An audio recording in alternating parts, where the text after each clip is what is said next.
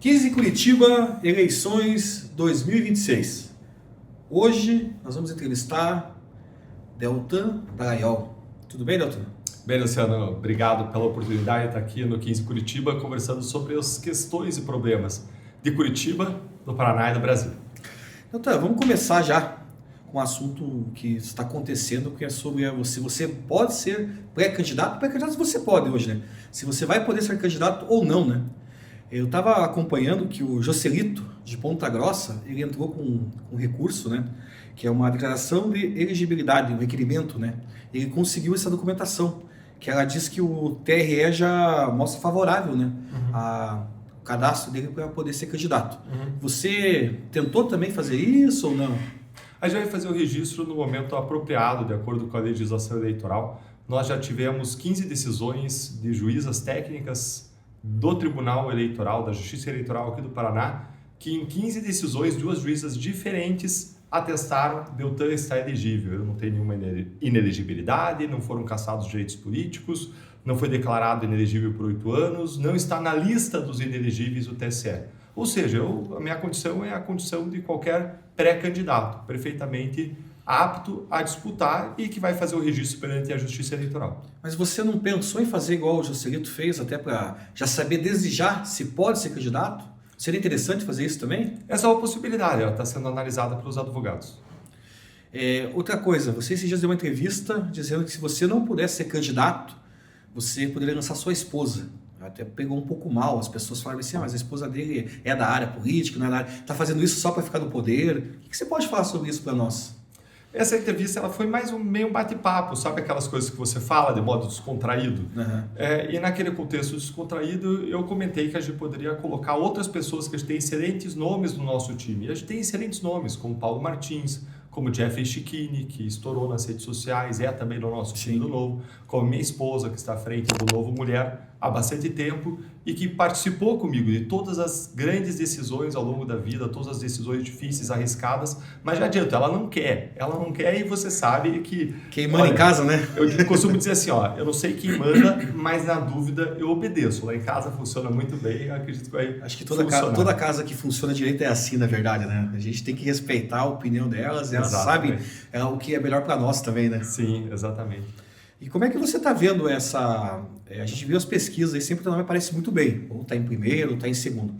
Você não tem medo, na verdade, de ser candidato e depois caçarem você, vamos dizer assim, você não poder ser eleito depois e acabar passando essa cadeira para o terceiro colocado e ser a Grace? Isso não acontece. Se acontecer uma cassação, o que acontece é uma nova eleição, chama de eleição suplementar. E existe uma nova eleição com uma nova chance de escolher por causa do prazo, né? Todas as pessoas. É diferente da eleição proporcional. No caso de um deputado, seu deputado, você vota do deputado, ele é cassado, o que acontece é que entra o próximo dentro do partido dele, no sistema proporcional, que seria o segundo mais votado depois dele. Já no caso de eleição majoritária, se você cassar o candidato, cai a chapa inteira dele, cai tanto o nome dele como o nome dos suplentes, como é obrigado a existir uma nova eleição, que a gente chama de eleição suplementar. Eu acredito que a gente tem todas as condições para organizar o jogo e para que a direita ganhe as duas vagas proporcionadas aqui no Paraná. A gente hoje não lida com o plano B. Como eu disse, aquela hora que a gente conversou, eu estava conversando de um modo bem descontraído. A gente lida com o plano A. Eu preencho todos os requisitos. O direito tem que valer, o império da lei tem que valer e tem que valer a vontade do povo do Paraná. O povo do Paraná, eu estava viajando ontem em Ponta Grossa, eles falaram, Deltan, a gente votou em você e eles tiraram o nosso voto da urna. Sabe o que a gente vai fazer? A gente vai colocar você lá de novo, até em protesto, até como sinal da nossa indignação, da nossa revolta, de que a gente não vai deixar que a vontade do povo seja arbitrariamente alterada por decisões abusivas de Brasília. O que eles querem, tudo o que o sistema quer é que eu desista, é que as pessoas desistam, é que a gente se curve. E a gente não vai deixar isso acontecer. Na tua candidatura passada, você foi eleito deputado federal. Você também tinha todo o requisito para ser candidato, apresentar documentação e poder ser candidato. Depois te caçaram. Vamos dizer assim, o TSE que te caçou, na verdade. O TRE aqui não foi, acho que foi o TSE, né? Foi em Brasília, foi né? Foi unânime lá também, né? Foi, numa decisão que foi comandada por um ministro delatado na Lava Jato. O que aconteceu no meu caso foi, existe uma lei que diz que um membro do Ministério Público, quando sai do Ministério Público, se ele tiver processos disciplinares contra ele, ele se torna inelegível. E aí a questão é muito simples, é objetiva, até criança entende.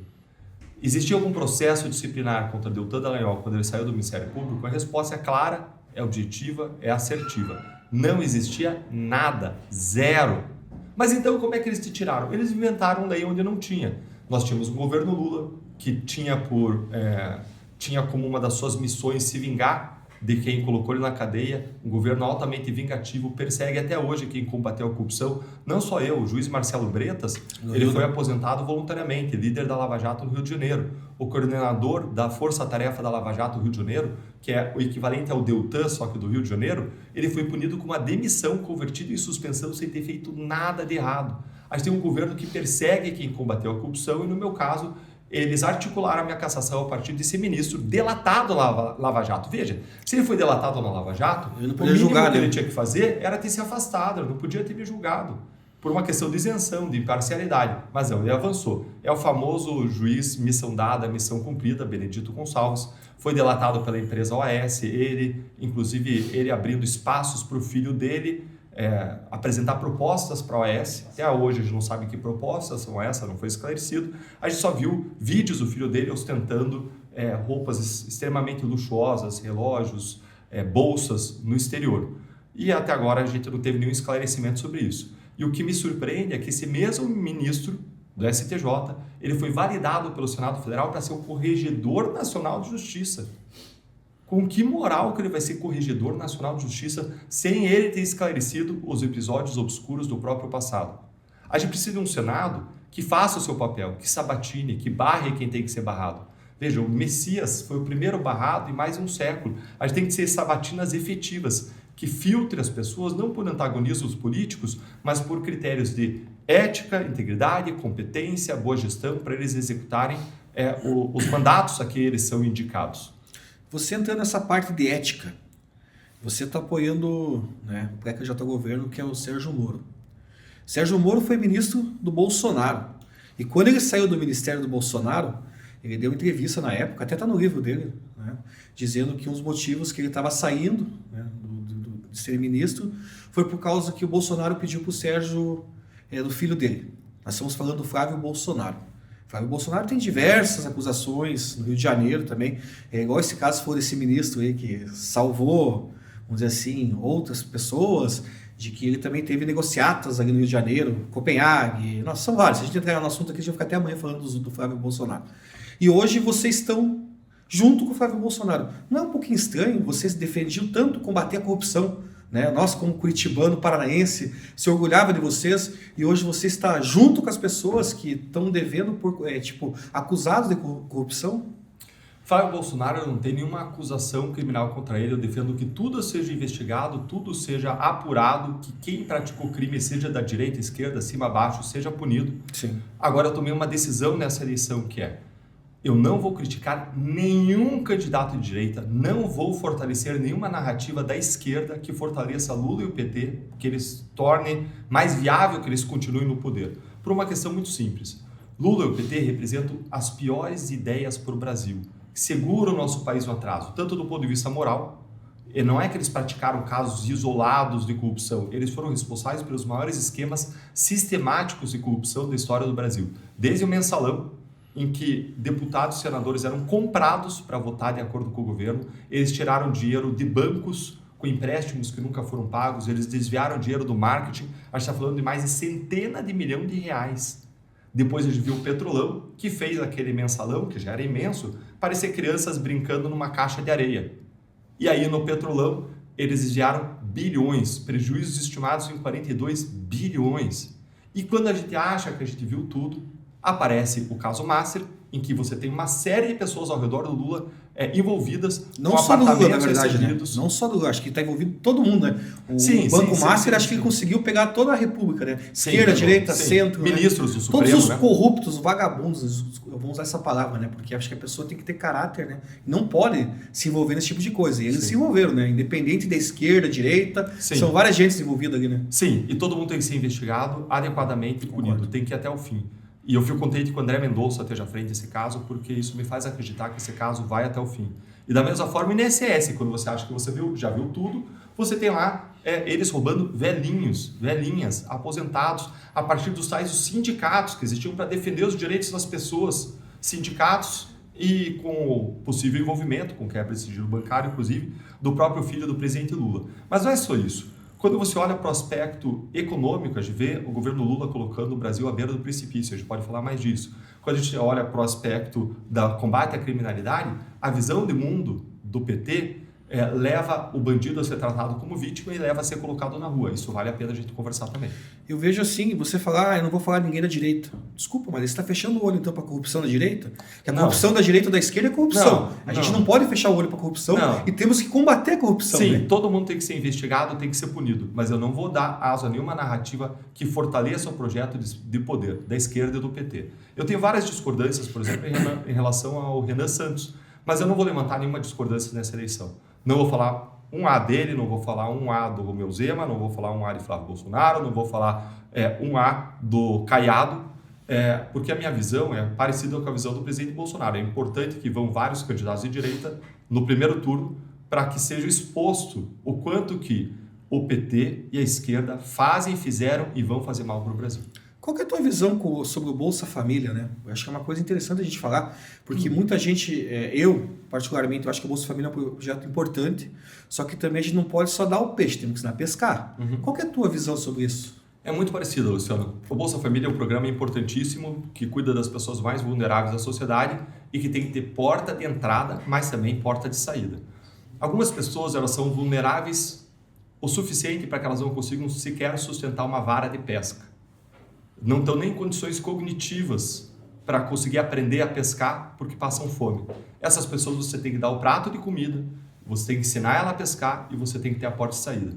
Eu estudei um pouquinho do Bolsa Família no INSPER, num curso que eu fiz sobre políticas públicas, e um dos problemas do Bolsa Família é o fim abrupto dele, o fim ele não ter uma graduação, a pessoa que está nele ou tá ou não está. Quando ela começa a ter uma renda informal, se ela começa a crescer na sua renda, declara renda, se torna um empregado formal, o Bolsa Família é cortado totalmente. O que tem que acontecer? Uma diminuição gradativa. Sim. Porque senão a pessoa não tem incentivo para sair do Bolsa Família. Então, nós precisamos formatar esse programa social de modo a estimular que a pessoa cresça, aprenda, se desenvolva. E eu acredito que o melhor programa social é o emprego.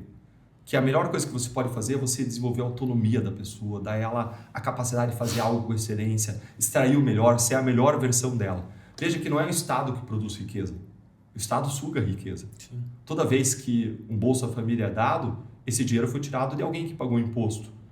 E o ideal é que essa pessoa que recebe o Bolsa Família possa estar produzindo, contribuindo para o país e dentro de um ambiente que tira a melhor versão de cada pessoa. Quando você tem um programa social que não é bem desenhado, você acaba tirando a pior versão. Várias pessoas acabam não trabalhando e não buscando emprego formal porque vão perder o Bolsa Família, porque com o Bolsa Família mais um pouco de renda informal que ela tenha, vendendo alguma coisa na esquina, vendendo itens para as pessoas na rua, essa pessoa acaba ganhando mais do que ela ganharia no emprego formal.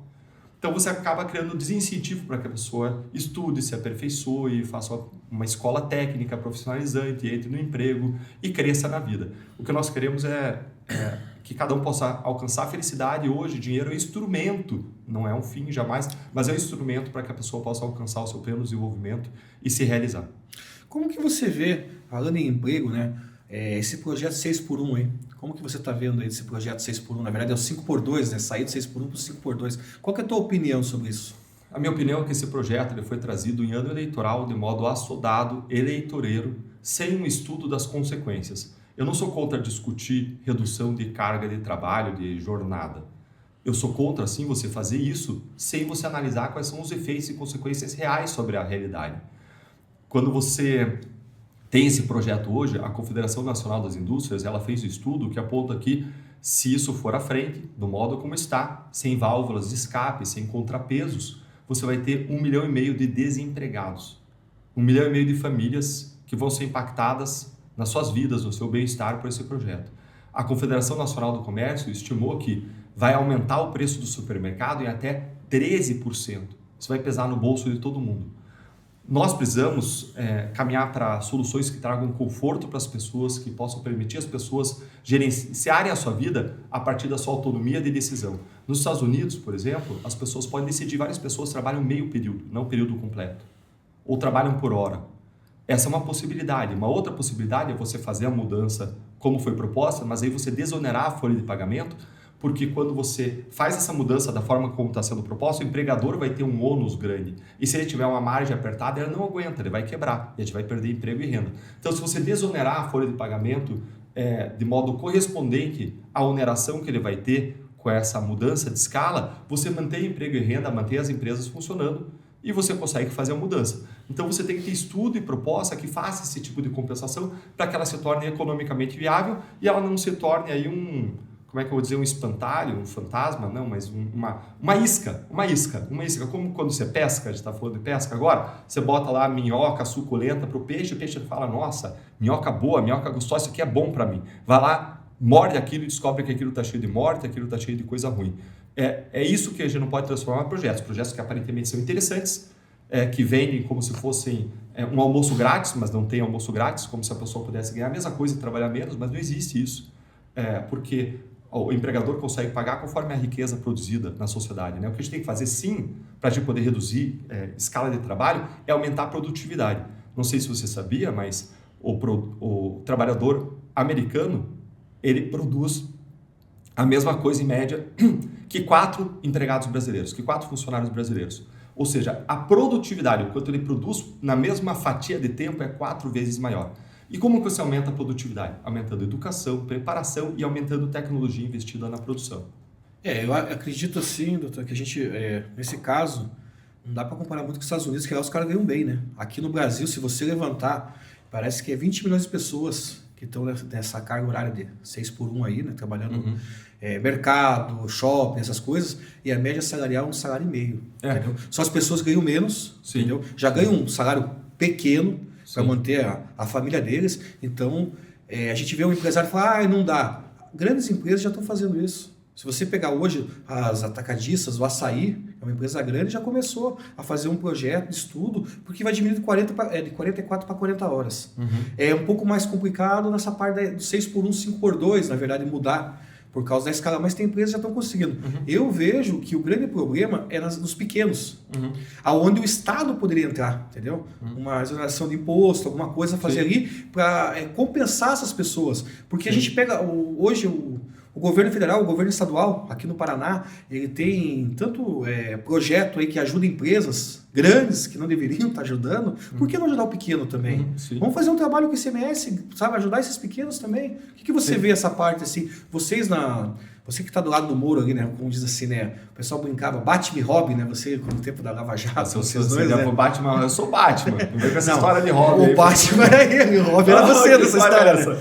Quando a gente falava... Isso aí você que está dizendo. Não, mas isso aí o pessoal falava na cidade, o Batman e Robin no Lava Jato. Eu protesto, vou recorrer contra essa história. Aí, então, seria assim, como que você vê? Vocês têm um projeto sobre isso, para vocês fazerem no governo do estado, se vocês ganharem o governo?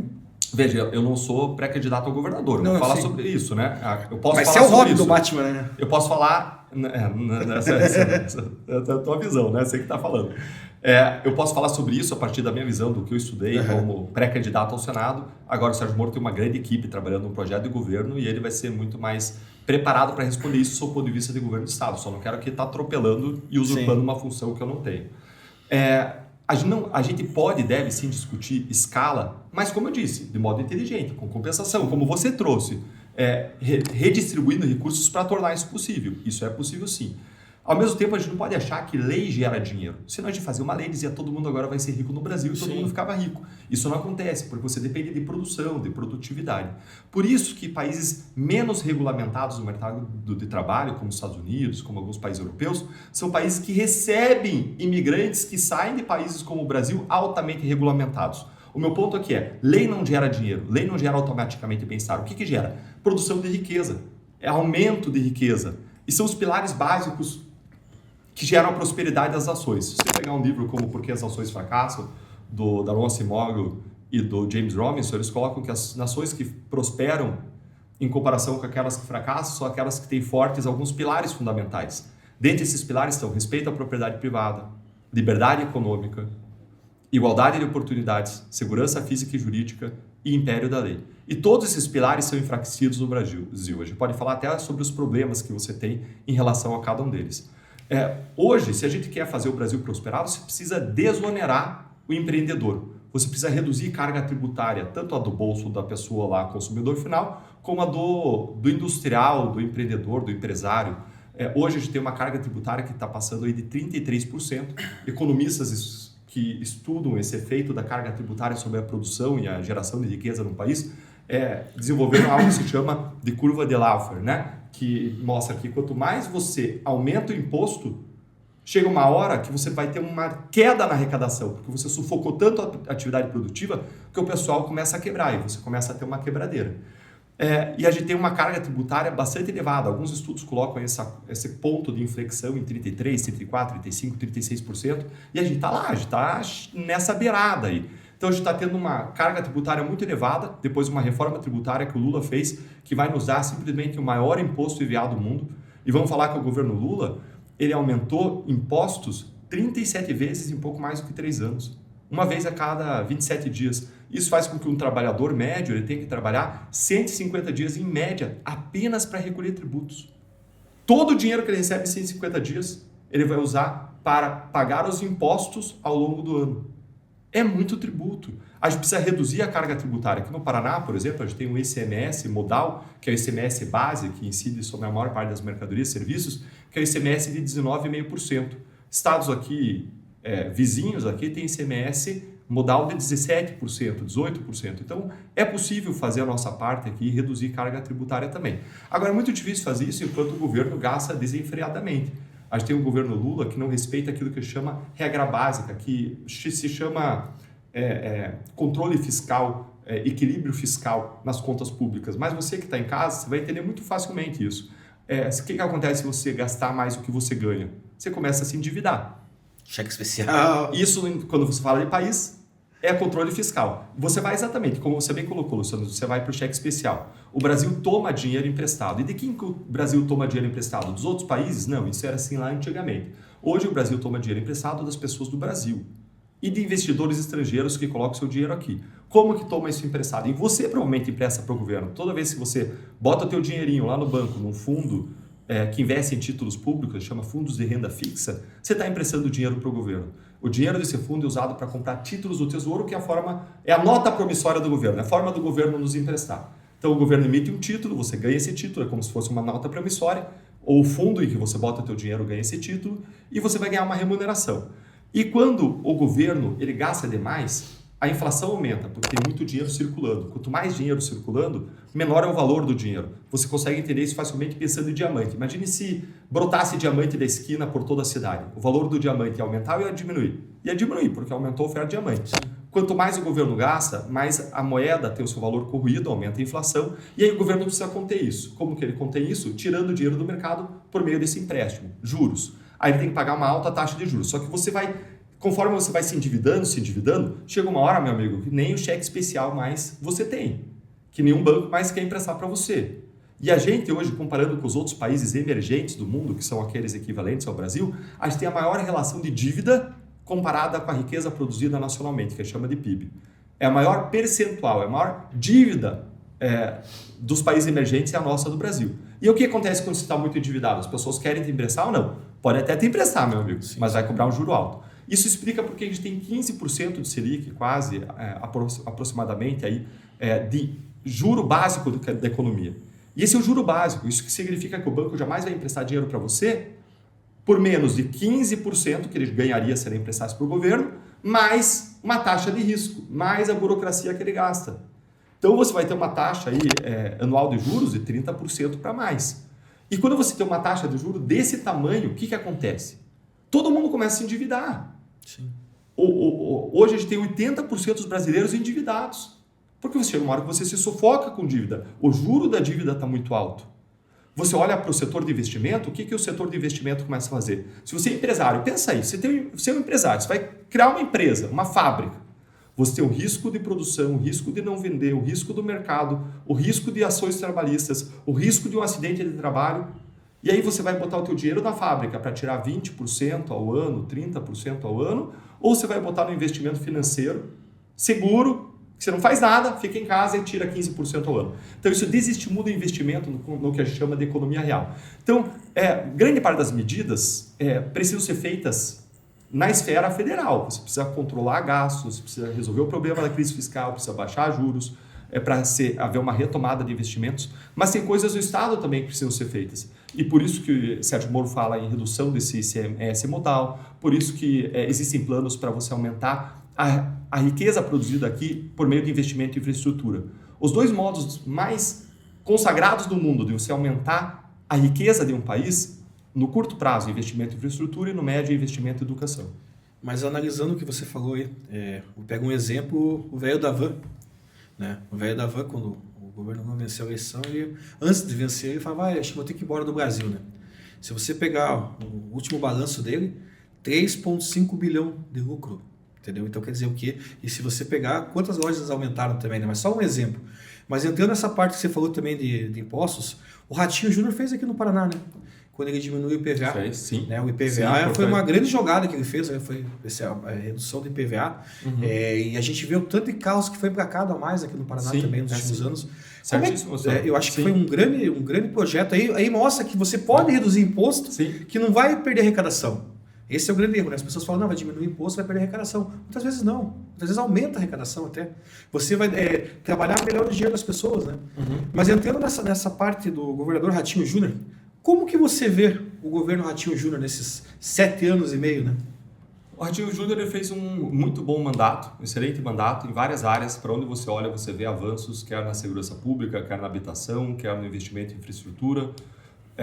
Ainda que não tenham saído algumas obras essenciais, por exemplo, não saiu a Ferroeste. A Ferroeste ela vai conectar Guarapuava com o Porto de Paranaguá, vem desde Mato Grosso do Sul, né, passa por Guarapuava e vai escoar a nossa carga para o Porto de Paranaguá. Ele não fez, mas dava para ele fazer? Dá para a gente culpar ele que ele não fez? Não dá. Por quê? Porque a Ferroeste ela custa 30 bilhões e o orçamento do Estado anual é de 80 bilhões. Então, para você conseguir fazer uma Ferroeste sair do papel, você precisa de recurso federal, você precisa de um BNDES, você precisa talvez de um empréstimo internacional, Banco Mundial, para investimento em infraestrutura. Então, eu vejo que o Ratinho Júnior fez um bom governo em várias frentes. Não é à toa que ele é muito bem avaliado, ele merece essa boa avaliação. E o que precisa ser feito a partir dos próximos governos é manter tudo que está bom e melhorar o que pode ser melhorado. Tem coisa que pode ser melhorado. Isso não é uma crítica a ele. Tudo que você olha na vida, você sempre pode melhorar. Sim. Quando você olha o nosso índice de segurança pública, você mede os índices de segurança pública em geral, de modo muito grosseiro, pelo número de mortes que existem a cada 100 mil habitantes. Teve uma época que o Brasil estava com 40 mortes a cada 100 mil habitantes. Para vocês terem referência, um país é considerado em paz quando ele tem menos de 10 mortes a cada 100 mil habitantes. Hoje, qual que é a média do Paraná? A média do Paraná é 18,6 mortes a cada 100 mil habitantes, segundo o Atlas da Violência. O Atlas da Violência lida com números de 2024. Eu vi alguns dados de que o governo Ratinho Júnior conseguiu melhorar um pouco depois, tá? Então, fica essa ressalva. Mas quando se compara com Santa Catarina, com Rio Grande do Sul e com São Paulo, a gente está atrás deles. São Paulo tem uma taxa aí de 6, 7 a cada 100 mil habitantes. A gente está com 18.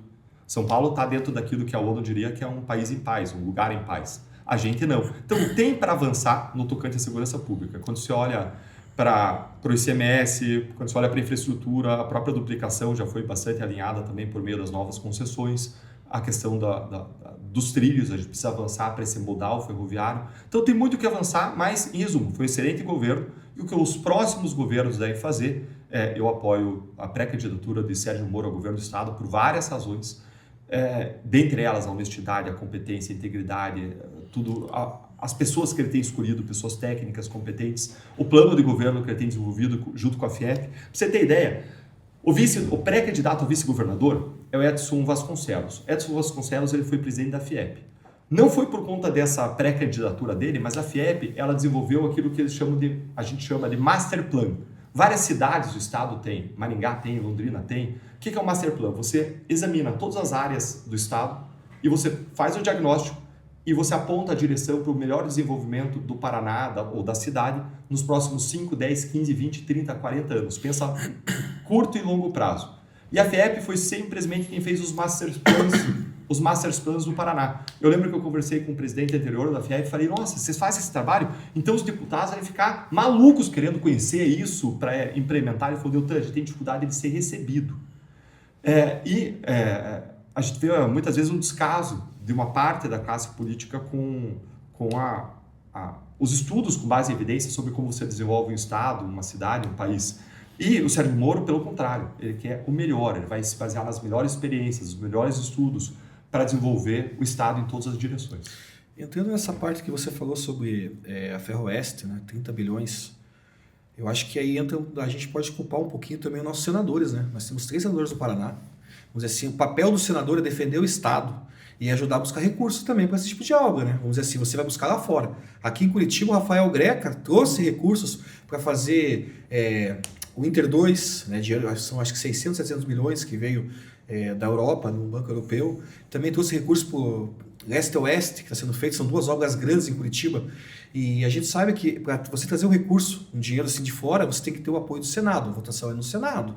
Entende? Então, acredito que faltou também articulação com os senadores, né? O governo com o Senado, o governo do Estado com os senadores para buscar. Na verdade, quando você fala... Posso só fazer uma pequena adaptação do que você falou? O Senado pode até aprovar, mas quem tem que buscar, quem tem que deixar o projeto redondo é o governo. Por quê? Seja o governo federal, seja o estadual. O governo federal porque ferrovias são federais. Então tem que ter uma articulação do governo federal. Aí existe o Senado para isso, né? O senador serve para isso. O senador ele defende o Estado, ele tem que articular também para ajudar. O papel do senador é esse, ajudar o Estado a buscar o recurso no governo federal ou lá fora. Entendeu? A gente não está vendo, eu acho que a gente, só para arrumar um pouquinho melhor essa fala, a gente deixou assim, nossos 3 senadores hoje são assim, o Moro tem a bandeira que ele defende lá, mas a gente não vê defender o Estado.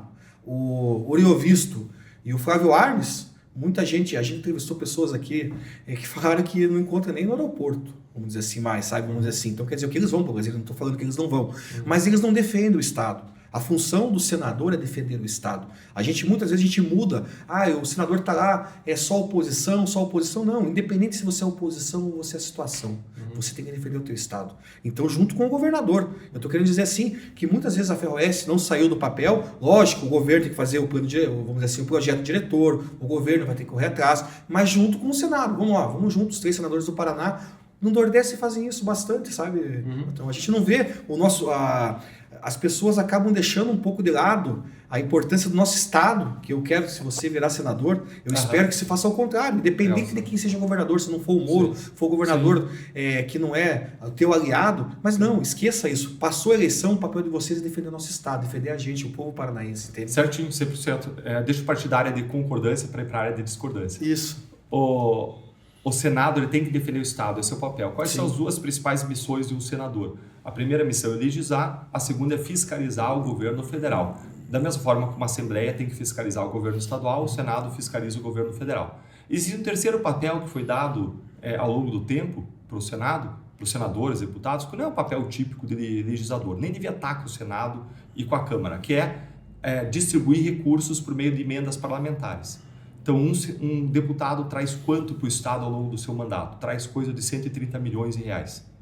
Um senador ele traz mais do que isso, mas um deputado traz pelo menos. Mais ou menos o dobro, o Senado. Vamos dizer que seja o dobro, 260 milhões. Então, assim, ainda nessa função, que não é a função típica ali do legislador, é um valor que fica muito aquém de qualquer ideia de ferrovia, né? A gente está falando de 30 milhões. Só para arrumar, eu não falo em emenda. Eu não falo em emenda, mas eu falo em ajudar a buscar. Isso não é nem emenda, porque o valor de emenda é muito pequeno para uma obra desse tamanho, dessa magnitude. Sim. Eu falo no sentido de trabalhar. A gente viu o senador do Nordeste fazer isso. Então, o Nordeste se une, se reparou já? O Nordeste independente, quando vai obra lá para cima, eles se unem. E aqui a gente não é assim, sabe? Aí falta, aqui no Sul tem uma articulação melhor. Deixa eu partir da concordância de novo. Assim, eu concordo que precisa de uma articulação maior em defesa dos interesses do Paraná, da obtenção de recursos, tudo isso. Acho que todo mundo tem que unir forças em prol do Paraná. Esse é o nosso ponto de concordância. Agora, eu não vou falar avaliar o Oriovisto, o Flávio Arnes já tem bastante gente que trouxe aqui a sua crítica em relação a uma expectativa de que tivesse uma atuação mais firme. As pessoas, acho que devem julgar cada um pelas suas atitudes pelo seu passado, né? Que as pessoas me duas conhecem. Duas pessoas honestas. Sim, entendeu? exato, Mas como exato. senador não rendeu o que o povo esperava. Agora, o que eu posso fazer lá é falar por mim, e eu posso falar minha impressão sobre o Sérgio Moro. O Sérgio Moro ele fez uma série de articulações e defesas do Estado do Paraná e uma série de iniciativas. Uma delas, por exemplo, foi em relação à Copel. A Copel, depois que ela foi privatizada, ela caiu aí da 10ª melhor distribuidora de energia, caiu para lá da 20ª. E isso é efeito, isso se relaciona com cortes de energia, quedas de energia que aconteceram no Paraná, inclusive em regiões produtivas, com mortes e prejuízos para o setor produtivo. Quando eu falo setor produtivo, é quem gera riqueza no estado, que depois vai ser distribuída para todo mundo. Então, muito criador de aviário perdeu aves dentro das suas granjas por questão de regulação de temperatura, porque caiu energia. Pessoas que produzem tilápia, morreu tilápia porque existem aparelhos de oxigenação na água que dependem de uma energia estável. Então, quando você tem essas quedas de energia, você acaba prejudicando mais do que o nosso conforto ou trazendo um inconveniente para a circulação na cidade, um prejuízo para a produção mesmo da pessoa que está lá produzindo o seu computador, mas você traz todo um prejuízo para o setor produtivo, para o interior do estado. E o senador Sérgio Moro conduziu uma série lá de audiências públicas no Senado Federal com o objetivo de avançar a solução desse problema. E eu concordo com você que deve existir uma conjugação de esforços até com quem você discorda. Sim. Até com quem você discorda. Se eu precisar, eu estava ontem em Ponta Grossa e lá você tem na região lá o Aliel Machado, que é um deputado que está à esquerda. E eu comentei lá, se eu tiver que sentar com o Aliel Machado para trabalhar em prol da população do Paraná, eu vou sentar com ele, eu vou trabalhar. Vou deixar de lado as discordâncias, vou manter as discordâncias, mas aquele projeto não importa, porque você tem que trabalhar para o bem comum, para o bem das pessoas.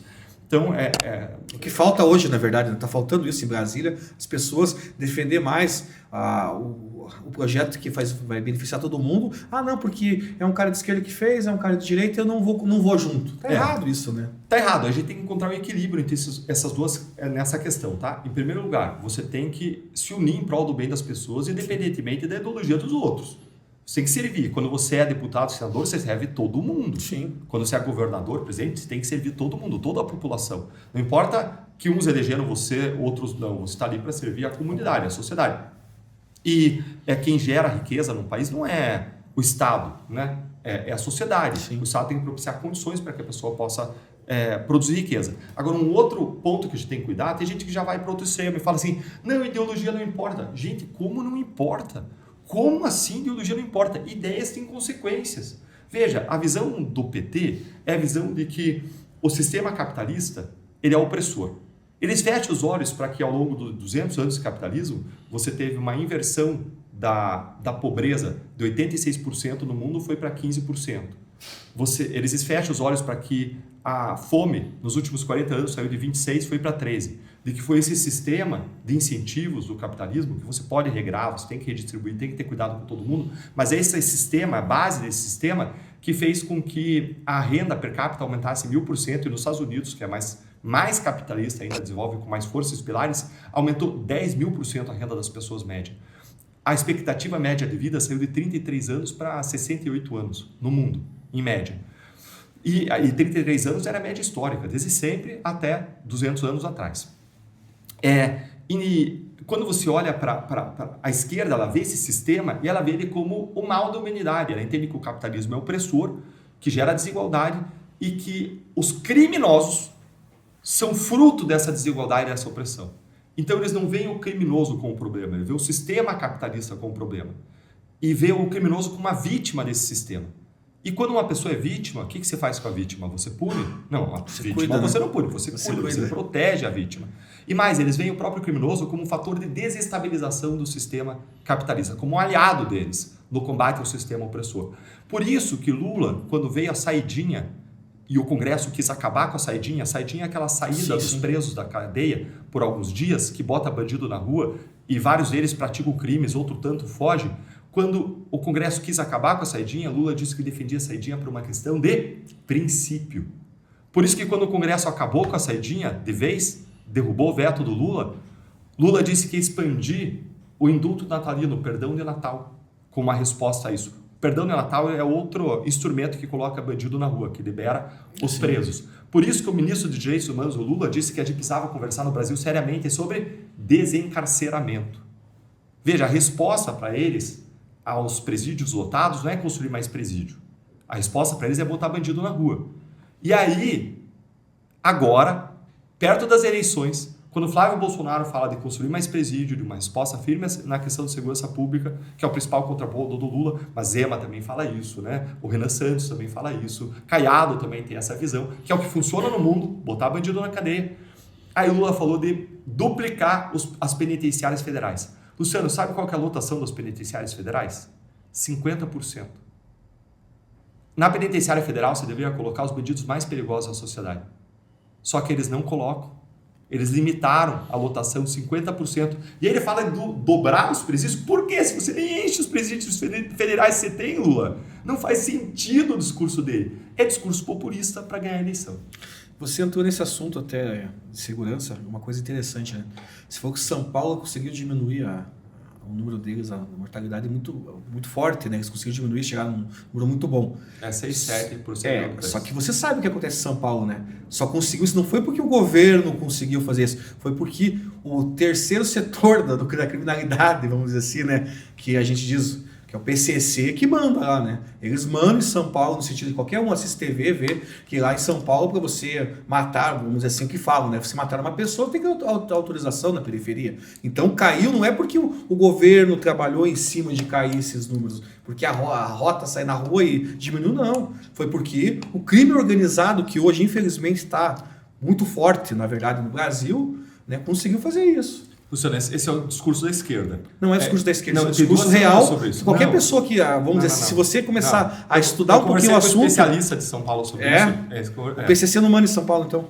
O PCC não existe. O PCC ele tem influência em vários lugares, inclusive aqui no Paraná, em lugares como Londrina. Mas São Paulo, na rua de São Paulo, eles que mandam, né? Eles têm influência em São Paulo. Agora, o que a gente está discutindo não é se eles existem, se eles têm força. Não, e eles têm força porque você tem um tratamento leniente. Sim. Especialmente da esfera federal, porque quem faz política criminal é a esfera federal, você tem um tratamento muito leve em relação ao bandido e criminalidade. Veja o Lula sendo contra classificar Comando Vermelho e PCC como organizações terroristas. Está errado o Lula. São organizações que têm que ser combatidas com todos os instrumentos e com toda a força que a gente tem. E tem duas teorias sobre o que aconteceu em São Paulo. Tem essa hipótese que você trouxe mesmo, eu já vi. E eu já vi várias discussões.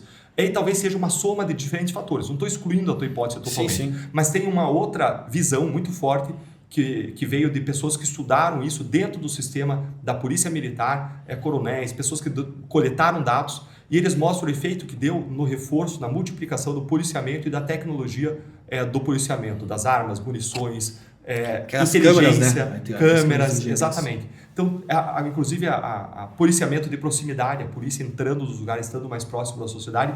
E ele me mostrou dados que contrariam, porque eu tinha também essa percepção, que é a percepção que, eu confesso para você, que é mais espalhada mesmo. E aí eu conversei com ele de modo mais profundo e ele me trouxe essa realidade. Eu costumo frequentar alguns, inclusive como palestrante, alguns congressos sobre segurança pública do país.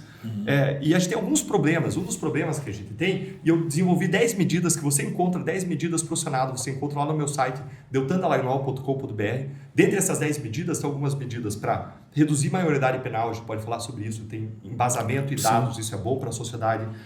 Eu propus medida para a gente ter a prisão após a segunda instância, a gente limitar o perdão de Natal que o presidente dá. Lula e Dilma chegaram a perdoar 80% da pena dos bandidos. Não tem como funcionar um sistema assim. E ainda a criação de uma proteção para os policiais que enfrentam bandidos.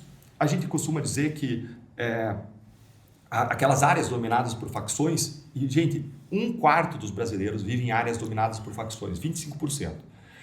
Essas áreas a gente costuma chamar de áreas de insurgência criminal. De onde que vem esse nome? Insurgência criminal vem do nome de rebelião. Se o senhor estudar a história, você vai ver que teve a insurreição mineira, insurgência disso, insurgência daquilo. Insurgência é o nome para rebelião. Dentro dessas áreas, existe uma parcela da população, criminosos, se rebelaram contra o Estado. Eles conquistaram um domínio de um território contra o Estado e o Estado nem entra. Lá eles têm um tribunal do crime, uma justiça própria. Eles cobram por serviços públicos. Eles fazem o que eles querem lá dentro. Eles mandam e desmandam lá dentro. A gente chama essas áreas de insurgência criminal. E aí você tem um policial que entra lá numa área de insurgência criminal, que está na borda, e ele dá de cara com 10 membros da organização criminosa, sem camisa, armados com fuzis. O que ele tem que fazer? Hoje, se ele der o primeiro tiro, ele pode ser processado e expulso da corporação. Agora, se você disser para ele esperar tomar o primeiro tiro, vai morrer. Ele vai virar uma peneira. Sim. Então, a lei hoje ela não trata adequadamente. Você tem a legislação alemã, ela trata melhor isso. O que a gente precisa fazer? A gente precisa criar uma proteção jurídica para que o policial possa fazer o seu papel.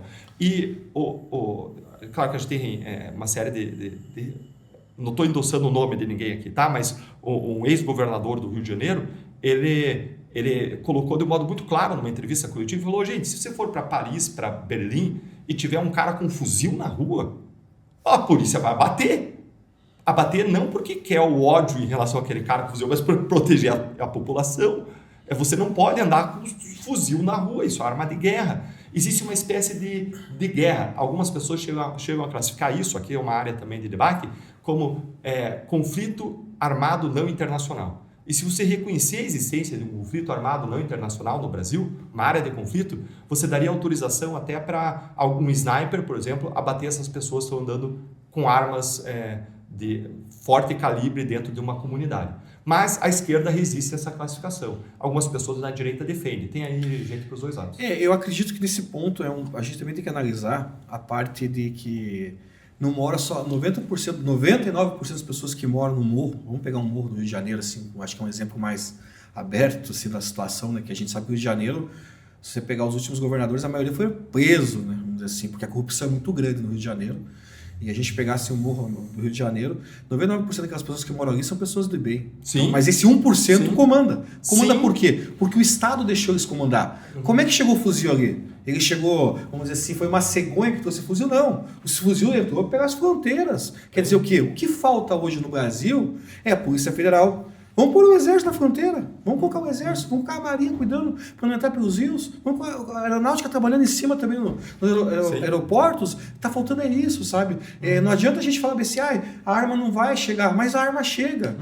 Alguém está trazendo essa arma para o Rio de Janeiro e não é o morador da favela que trouxe a arma, não. A arma vai chegar para o filho dele acabar, coitado, trabalhando aquilo ali, vamos dizer, não coitado do filho, coitado do pai, que não quer que o filho trabalhe aquilo ali, mas acaba virando um aviãozinho daquele traficante, porque se não porque ele mora ali e ele não tem escolha muitas vezes, né? Sim. O problema é esse. Então eu acredito que a gente precisa hoje no Brasil travar a fronteira. Se não entrar droga, não entrar arma, lógico que a gente, vamos dizer assim, não vai conseguir travar 100%. Se você diminuir, vai acabar essas armas. A polícia vai prender as armas e eles vão diminuir o poder de arma deles também, sabe? Sim. Então, o que falta no Brasil é isso. Tem que ser do governo federal mesmo. Polícia Federal, Exército, Marinha, Aeronáutica. Trabalhar em cima disso. Luciano, uma vez, eu vou contar um episódio tragicômico. Eu peguei e fiz um post na rede social quando eu era procurador na Lava Jato. Tava lá, né, na Lava Jato, debaixo de chuva, né, de bala de canhão, de canivete chovendo. E a gente sempre entendeu que a gente tinha uma importância de ser uma voz da sociedade Sim. nas redes sociais, porque a Lava Jato ela só avançava por conta do apoio. Veja hoje o que os poderosos estão fazendo no Brasil. Eles mandam e desmandam. É só olhar os abusos do Alexandre de Moraes, as decisões que eles têm dado, a blindagem dos bandidos.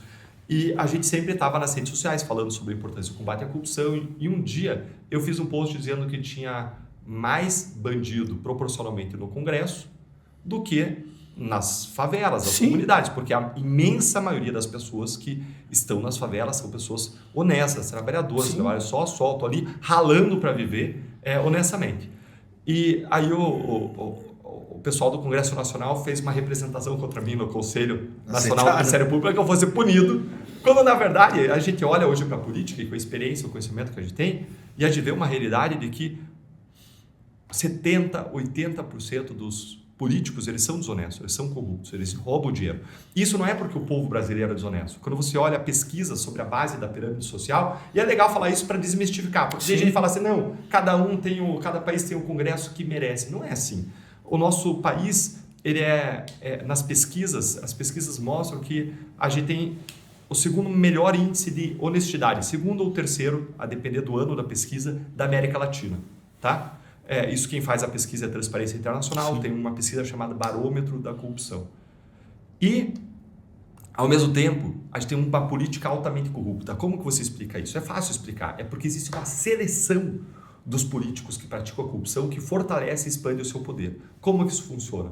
O cara, que é o deputado, antes a gente estava falando das emendas parlamentares, do dinheiro do orçamento, do dinheiro que o político pode trazer de Brasília para a sua região. É um dinheiro mandatório, que ele pode trazer, ele tem que trazer, senão se perde. Então o político vai trazer. Independente se é esquerda ou direita, independente se é governo ou não, porque é impositiva, né? Exatamente. Só que isso não tinha que estar na mão do deputado e senador, já está na mão do orçamento prefeito, não é papel do deles, governador, exatamente, do presidente. Mas enfim, tá. Só que, o que acontece?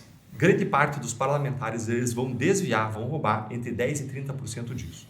Se você sair e conversar com as pessoas que gerenciam hospitais, ONGs no interior, você vai ouvir horrores sobre isso. Então eles desviam entre 10% e 30%. Quanto é 10% dos 130 milhões que é a base do que um deputado pode trazer? É 13 milhões. 10%, o básico. Se o cara investir metade disso no seu negócio, na sua campanha eleitoral, o cara vai estar investindo entre 6 e 7 milhões. Quanto que é o teto do fundo eleitoral para um deputado federal? É a coisa aí de 3,2 milhões agora. Saiu agora esses dias. E então, veja... Já é um absurdo uma campanha gastar tanto dinheiro, né? É muito dinheiro. Agora, veja, o cara além de poder gastar os 3 milhões, ele vai gastar mais 6 milhões em cima por fora, 9 milhões. Tem como o cara que está entrando na política, honesto, decente, competir, vencer esse cara? É muito difícil. Tem como, mas é muito difícil. Tem como por quê? Porque... A mídia, né? O que aconteceu com você. Na campanha passada você fez 345 mil votos. Então. Exatamente. Então, quanto você gastou? Tem como, mas é difícil. Quanto você gastou na tua campanha? Eu gastei, foi um dos menores valores de reais por voto. Foi algo como R$5 por voto, mais ou menos. Agora é difícil. A pessoa tem que ser já conhecida, ou famosa, ou tem que ter uma voz, uma grande rede social. É muito difícil para alguém entrar e competir nisso. Então você gera uma proliferação dos políticos corruptos. E como que você vê essa realidade? Escolhendo os melhores candidatos. Por isso que a gente tem no sistema proporcional é mais difícil ainda essa renovação. Isso eu quero demais que vocês entendam. Isso é super importante. No sistema proporcional, como funciona? Você tem partidos e você tem os eleitores. Sim. Cada vez que o eleitor vota num candidato, é como se o voto fosse computado para o partido. Quantos votos que você precisa para ter uma cadeira de deputado federal? Aproximadamente 190 mil. 200 mil, vamos arredondar. Então, digamos que em cada partido, quantos candidatos tem a deputado federal? Cerca de 31 no Paraná. Aqui no Paraná é 30 mais um, né? Deputados mais um. Isso, 31. Então, vamos supor que você votou no partido X, chamar de partido X, não vou dar nome aos bois aqui, mas partido X, e você votou num candidato honesto. E aí, esse partido X ele conseguiu 250 mil votos ao todo. Os votos são computados por partido e não por candidato. Então, quantas cadeiras de deputado federal esse partido vai ter? Vai ter uma, porque alcançou 250 mil votos e uma cadeira corresponde a 200 mil votos. Só que aí você votou para um dos 31. Quem que vai assumir essa cadeira? Vai ser aquele dentre os 31 que conseguiu o maior número de votos dentre esses 31. Só que se o teu candidato honesto não conseguiu o maior número de votos, quem vai ser eleito é o cara que tem o maior número de votos, que em maior parte das vezes vai ser um cara corrupto, porque ele investiu o dinheiro de fora. Esse é o problema. Então, por isso que a gente precisa, e uma das minhas maiores preocupações nessa eleição, além de derrotar o PT na esfera federal, além de eleger Sérgio Moro, governador do Paraná, além de eleger Felipe Barros e eu para o Senado, vão ter 2 votos para o Senado esse ano, uma prioridade essencial para mim é a gente fazer com que o Partido Novo continue a existir. Por quê? Porque o Partido Novo é o partido de direita que tem filtro de pessoas que entram. Filtra por honestidade, não entra bandido. Se tiver alguém que praticar corrupção, algum dia vai ser expulso. Não aconteceu. É um partido que ensina competência, ensina política pública sobre evidência. E é um partido à direita e a gente precisa que um partido com filtro exista. Porque aí você vota numa pessoa e pode até ser que essa pessoa não seja eleita, mas vai ser eleita outra pessoa que é parecida com ela, que passou por um filtro. Por isso que eu tenho defendido muito que as pessoas conheçam o Partido Novo e votem em candidatos lá no futuro, né? A gente não está em eleição ainda, hoje são pré-candidatos, que avaliem apoiar o partido, tanto com doações. Aliás, eu abri minha vaquinha ontem, e eu posso fazer um parênteses espontar? Pode. Olha só, eu abri minha vaquinha ontem, nós batemos a primeira meta, alcançamos 10 mil reais, aí nós batemos a segunda meta, alcançamos 20 mil reais, e a gente está seguindo a Dilma. Quando alcança a meta, dobra a meta. Se bem que ela não tinha meta, mas vai dobrar a meta igual. E a gente bateu 20 mil reais e virou a noite e a gente estava batendo, antes de eu chegar aqui, a gente estava batendo os 40 mil reais da terceira meta. Então, se você defende construir um Brasil justo, próspero, melhor, pessoas que estudem, se preparem, que tem uma história testada, aprovada, eu quero convidar você também a contribuir para a nossa vaquinha eleitoral. Entrando nessa parte que você falou sobre emendas, eu sei que você é contra, né, o pensamento do Flávio Dino, na parte política do Flávio Dino, né? Mas como você está vendo ele como ministro do Supremo hoje, combatendo, acho que é o único ministro que está combatendo essa parte de emenda, porque a gente vê lugares em que se for 10%, a gente vê lugares em que pegaram muita gente do PL, do Bolsonaro, na verdade, né? 30%, 40% eles estavam levando em cima desse dinheiro de emenda lá para cima do Nordeste. Absurdo. Então como é que você vê a atuação do Flávio Dino nisso? Eu gosto que ele faça isso, que ele vá para cima dessas emendas, porque isso aí é um buraco sem fim. Sabe quem inventou a emenda Pix? Não. Quem criou? Gleisi Hoffmann. Aí, ó, parabéns, Gleisi Hoffmann. Inventou o maior sistema. Nossa, que coisa, que surpresa! Que surpresa, a Gleisi Hoffmann do PT ter inventado o maior sistema que é usado para desviar dinheiro público. Que surpresa! E o que mais combate é o Flávio Dino, que era do PT também. Olha que coisa engraçada, né? Porque ele hoje... Ele não era do PT, assim, né? Ele não era do PT, ele era do... Ele foi do PCO, Partido Comunista. Ah, mas tudo bem, mas ele tá, vamos dizer assim... Não, PSB, acho que é. PSB. Mas vamos supor assim, ele é o cara que mais combate dos ministros do Supremo. Eu quero mais é que combata, seja de onde for. Mas como é que você vê? Ele é o único, na verdade, que... E outra coisa também Luciano, que ele está combatendo assim... Ele não parece ser uma pessoa imparcial, ele não transparece, é o cara que sempre teve do lado esquerdo, e quando ele chegou lá, ele foi julgar o Gaia, você mesmo falou do lado esquerdo, do lado direito, mas independente, ele é o ministro que está combatendo. Vamos dizer assim, a minha leitura, eu não sou de esquerda, eu sou de direita. Mas ele está de forma... Eu quero que combate, não importa quem seja, tá? Quem quer que seja. Agora, eu quero o critério, eu queria ver o critério. Mostra transparente, de uma forma transparente, qual é o critério para a seleção das emendas que ele está indo atrás. Isso era importante ter. Sim. Não estou nem dizendo que ele está sendo parcial. Eu também não levantei esses números, mas não a gente está vendo que também. pelo menos ele é o único que está combatendo. Porque outros não combateram, outros deixaram. Porque é um absurdo. A emenda PIX que a gente vê... Luciano, não é assim. Pegue você. Não é assim. Você ser senador no Paraná... Você ser senador no Paraná, você repassar dinheiro para o Nordeste, qual é a lógica? Se fosse um caso igual aconteceu no Rio Grande do Sul, né? Aconteceu no Rio Grande do Sul, tudo bem. As pessoas mandarem dinheiro para o Rio Grande do Sul, teve uma coisa fora da realidade. Sim. Mas você mandar dinheiro assim para uma obra, acontece muito de você pegar projeto de educação, que não é de educação, e tá lá no Nordeste e vai mandar o dinheiro daqui. Não tem lógica, você não conhece a situação deles. Sim. Então o deputado, o senador tem que mandar para o seu estado. Sim. Já é errado ter essas emendas do jeito que tem. Sim. Mas a gente vê o único que está combatendo, e outra coisa também do Flávio Dino que ele está combatendo é o penduricalho na justiça, né? Isso você pode explicar para nós um pouco mais, porque você fazia parte da justiça, né? Sim. Como é que você vê isso hoje? Sim, eu vejo sim essa atuação do Flávio Dino em grande medida como uma cortina de fumaça, sabe? Assim, o STF nunca teve tão mal visto na história, e me parece que algumas coisas eles fazem para tentar melhorar um pouquinho a confiança da sociedade neles. Essa questão das emendas, veja que tem indícios, não sou eu só falando, tem indícios não só de corrupção, de rachadinha nos presidentes das casas legislativas. Gente, por que o Supremo não vai para cima? Por que não vai para cima dos presidentes da Câmara e do Senado?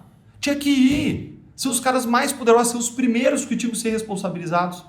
Aí eles pegam o caso lá da trama golpista, os casos contra a direita, julgam os caras com pena draconiana em questão de 8 meses. 8 de janeiro, exatamente. Aí você pega os casos da Lava Jato, ficarem engavetados anos. Então, o Supremo ele não funciona, infelizmente, de forma imparcial, Luciano. Não estou dizendo que todos os ministros eles são parciais. Alguns eu acredito em alguns, acredito muito em alguns, defendo alguns, mas vários lá, eles assim, não dão mostras de uma atuação correta, isenta e imparcial. E você perguntou sobre a questão dos penduricários. Juiz tem que ter salário digno, ponto, não tem que ter penduricário. Tem que ter um salário que respeite o que a Constituição diz, um salário digno que guarde a irredutibilidade de vencimentos está prevista na Constituição. Quem trabalha para mim, tem um funcionário em casa, chega numa data base, a cada um ano eu reajusto o salário para acompanhar o salário mínimo, para acompanhar a inflação, só que eles não fazem isso com os juízes e promotores. Por quê? O que é o salário digno para você? Porque eles querem manter na mão. O que é o salário digno para você, para um juiz hoje? Na tua leitura? Eu teria que estudar, eu teria que ver o que é pago internacionalmente para juízes, para parlamentares. Mas o teto do Supremo não é um salário digno? Perto do que o Brasil ganha? Sim. Então, eu acho que esse que é o salário que a gente está falando, desse salário que a maioria ganha. Então, 44 mil reais, acho que é o teto do Supremo, não é? Sim, você tem que respeitar o teto e não ter penduricário. Agora, você tem que ter a proteção, a garantia de que, como qualquer pessoa tem, que vai ser reajustado o seu salário na base periódica ali, ele também tem que ter o reajuste dele. E por que não fazem?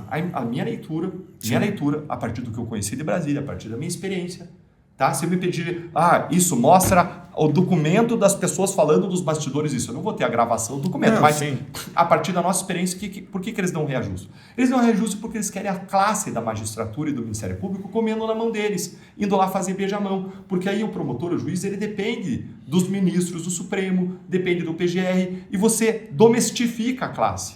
Domestifica. Eu vi um pouco disso a partir da minha experiência no Ministério Público, a partir da minha experiência depois, quando a gente precisa que seja uma classe aguerrida. E mais, depois do fim da Lava Jato, eles perseguiram tanto quem combateu a corrupção que hoje muitos promotores, quando chega um caso envolvendo político, eles passam a, usando a linguagem de futebol, tocar a bola de lado. A gente precisa restabelecer a independência, a proteção dos promotores e juízes para que possam combater a corrupção no nosso país. Deltan, nós estamos chegando no final. Foi uma conversa muito boa. Foi pouco tempo, na verdade. A gente tem tanta coisa para perguntar para você. E eu queria fazer mais uma pergunta antes da gente finalizar aqui. Na verdade, são duas, tá? A gente vai passar um pouquinho do tempo aqui. Mas eu queria perguntar para você sobre o caso do Banco Master, né? Do Flávio Bolsonaro ali. Como é que você vê ele dizer que, primeiramente, ele não conversou com o Volcaro, não conhecia. Depois ele fala que chama numa gravação irmão, né? A palavra irmão. Eu não sei o valor agora, acho que 60 milhões, alguma coisa assim, que foi o valor que fala que é para filme, e depois ele fala, não, o único contato que eu tive com ele. E depois ele fala também que ele teve mais um contato, que ele foi na casa do cara. Depois o cara estava de tornozeleira já, não era mais uma pessoa assim, né, vamos dizer assim. Você conhece bem essa parte, você foi promotor da justiça, né? Você entende como funciona isso. Imagine você visitar a casa de um cara desses. Como é que você vê isso? Como eu já disse, eu defendo que tudo seja investigado sobre qualquer pessoa em relação a quem surja qualquer indício. Qualquer indício. Mas eu tomei essa decisão nessa eleição de que eu não vou falar mal de absolutamente nenhum candidato da direita. Porque a nossa prioridade máxima é tirar Lula e o PT do poder. Não só pelas causas econômicas e causa da segurança pública, mas porque comandaram os maiores esquemas, escândalos de corrupção da história do país, perseguiram quem combate a corrupção. E você quer saber quem foi investigado? Quem foi investigado foi José Dirceu, que está lá, liberado, livre. Quem foi investigado, condenado em 3 instâncias, foi Lula, por corrupção, lavagem de dinheiro, blindado pelo Supremo Tribunal Federal, que não absolveu, que anulou seus processos. Você tem Sérgio Cabral tendo suas condenações anuladas, uma após outra. A gente vive no país da blindagem dos grandes corruptos do nosso país. E por isso que eu defendo, e você vai encontrar lá na minha página, essas 10 medidas pro Senado. Eu vou até ver essas 10 medidas. Vai ver. Eu vou ver. Acabou aqui, eu vou ver. Eu vou martelando isso. Vai ver, porque eu dividi essas medidas. Está igual o Silas Malafaia, né? Quando ele pede dinheiro na TV, ajudem porque eu preciso comprar um novo avião, ajudem no novo carro. Você está certo. Você tem que vender para as pessoas verem. Eu não vi as tuas medidas, vou ver as tuas medidas depois. Eu não pedi dinheiro, mas vou lembrar. Agora eu vou pedir dinheiro, a vaquinha, hein? Não esqueça Silas da vaquinha. Malafaia é teu professor aí. A vaquinha, em vez de ser lá a vaquinha, vai ser o céu, mas vai ser um novo Brasil que a gente precisa investir. Tá certo. Tirar da brincadeira, pessoal, invista. Não, se não gosta de mim, não importa. Mas ganha, né? O pré-candidato dá o seu gosto e doe para a campanha dele. Porque quando você doa para a campanha dele, para a vaquinha dele, você está mostrando que não é só tapinha nas costas. Você está junto, você está participando. Eu vou falar, se cada um doar R$10 que seja para um candidato, a gente vai ter uma eleição muito melhor. Porque a pessoa vai pensar 10 vezes antes de quem vai doar para botar seus R$10 e vai votar 10 vezes melhor. Porque não vai pegar um santinho lá na hora. E voltando aqui agora para o meu outro peixe que eu quero vender, são as 10 medidas para o Senado. Essas 10 medidas eu construí a partir da minha experiência e são divididas em 3 partes. Medidas para conter os abusos do Supremo Tribunal Federal, com impeachment de ministro, medidas para tornar isso um processo fiscalizável, um pacote de contenção de abusos com uma série de propostas. Em segundo lugar, um eixo de medidas de segurança pública, eu já mencionei algumas delas antes aqui, como a redução da maioridade penal e outras. E, em terceiro lugar, medidas para combater a corrupção. Tornar a corrupção um crime hediondo. Isso não tem lado, vale para a esquerda, direita, para baixo. Criminalizar o enriquecimento ilícito do funcionário público. Você acredita que a gente não tem isso hoje no Brasil? E dá para fiscalizar com a inteligência artificial. Hoje está fácil fiscalizar isso aí, né? Se você juntar dados ali e ver quem está... O cara ganha X e está com 10X de patrimônio. Como que tem isso? Exatamente. Mas, você acabar com o foro privilegiado, você ainda fechar as brechas da lei por onde os criminosos escapam, a indústria das nulidades que hoje existe no Brasil. Então a gente tem uma série de propostas aqui que você vai poder conferir e pode inclusive assinar seu apoio, toma 20 segundinhos para você assinar seu apoio a essas medidas. Outra ideia que quando eu comentei que eu ia implementar lá no Congresso Nacional, as pessoas duvidaram, que falaram, não, isso é muito difícil. Mas eu cheguei lá e implementei. Que é você fazer um conjunto de pessoas para você fiscalizar o Poder Executivo.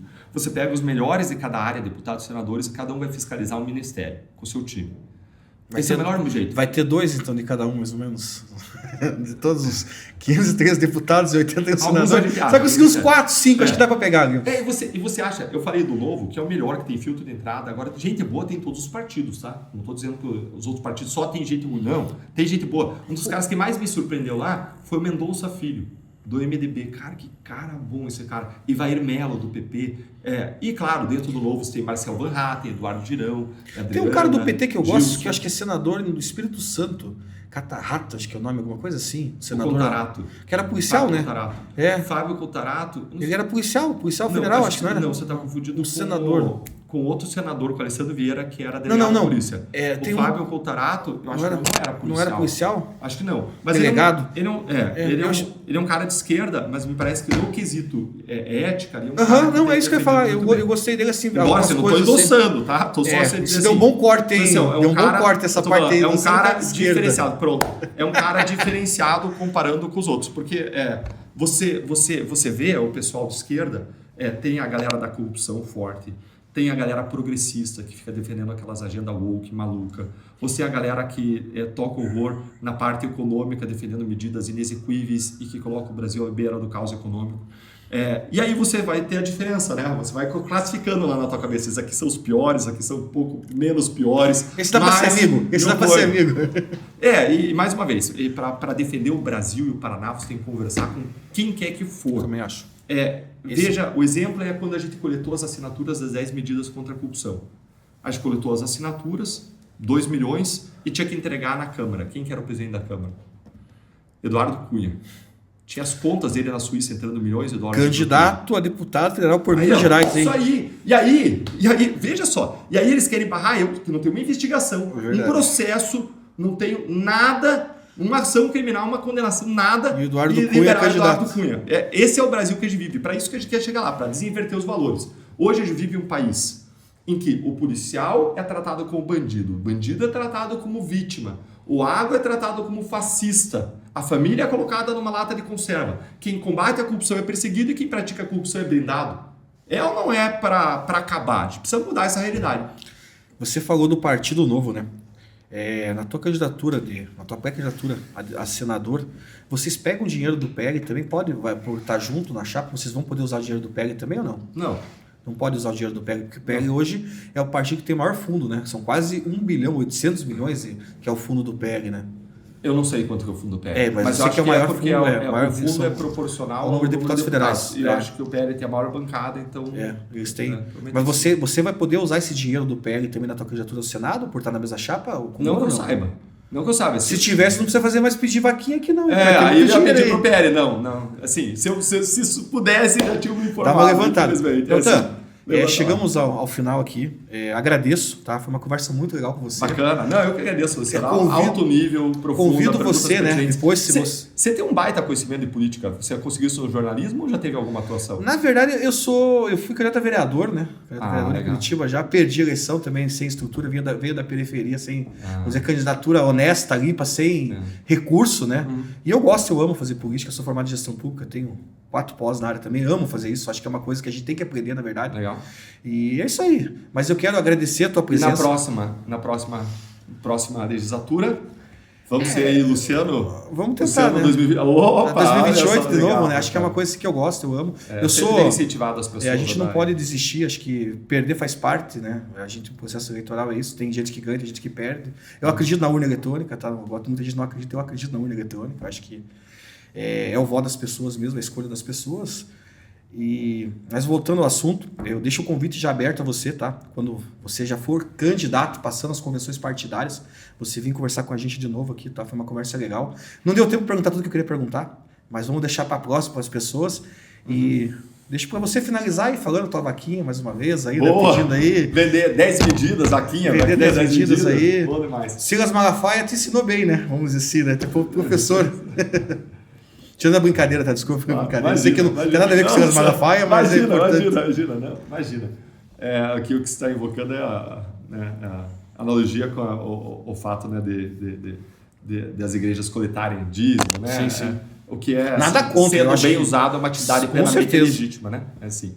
E o que eu queria encerrar dizendo para vocês? Eu queria encerrar dizendo que a razão pela qual eu estou me pré-candidatando ao Senado do Paraná é a mesma razão que me levou, em primeiro lugar, a entrar no Ministério Público Federal como servidor público.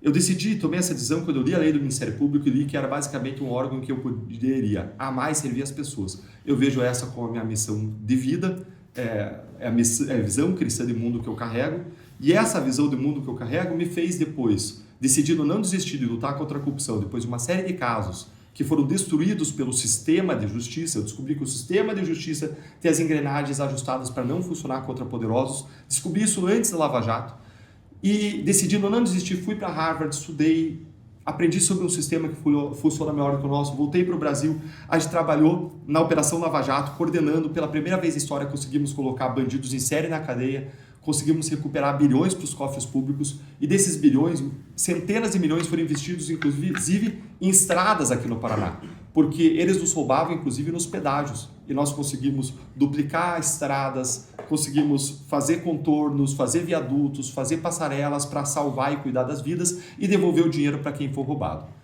Depois da Lava Jato, no final da Lava Jato, eu vi a Lava Jato sendo destruída diante dos meus olhos. E aí eu tomei a decisão mais difícil da minha vida, que foi dar um passo para fora do Ministério Público.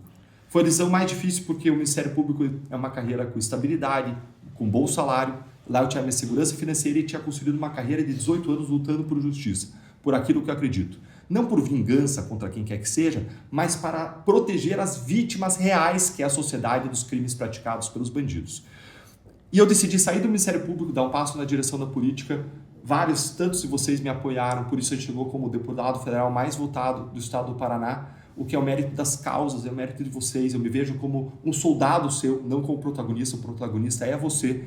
E em 4 meses de mandato eu ganhei um prêmio de excelência parlamentar que foi entregue pelo Ranking dos Políticos, uma instituição independente. Imagina o que a gente pode fazer em 8 anos. Quando eu fui cassado de forma ilegal, numa decisão, numa canetada de Brasília, que tirou 345 mil votos da urna, o que foi cassado, além do meu mandato, foi cassado o voto de cada um. Foi atingida a própria democracia. E agora a gente tem a oportunidade de dar o troco, de voltar para lá, de fazer o oposto do que eles querem. Eles querem que a gente desista, mas a gente decidiu não desistir. Eu me tornei embaixador do Partido Novo, levantei novas lideranças por todo o país, multiplicamos os vereadores em 800% às vezes, os prefeitos do Novo 1.800% às vezes, com lideranças, com pessoas que são honestas, competentes e defendem a boa gestão. Agora, eu estou mais uma vez dando um passo como pré-candidato ao Senado, mas eu não vou conseguir sozinho. A gente só consegue fazer a mudança juntos. A minha força é que vem de vocês. Por isso, queria mais uma vez convidar você para estar nos apoiando essa nossa jornada, contribuindo para a nossa vaquinha eleitoral. A nossa vaquinha eleitoral você encontra facilmente aí, digitando na internet, encontra em todos os meus sites, minhas páginas sociais. Me segue lá também no YouTube, Deltan Dallagnol, e no Instagram é o mesmo, Deltan Dallagnol, encontra facilmente aí minhas redes sociais, para que a gente possa mais do que caminhar juntos numa pré-candidatura, mas a vida, lutando para construir um país melhor para nós e para os nossos filhos. Obrigado, Luciano, uma honra tremenda estar aqui com vocês, que a gente possa estar aqui. Obrigado eu, tá? Em nome do 15, agradeço a sua presença.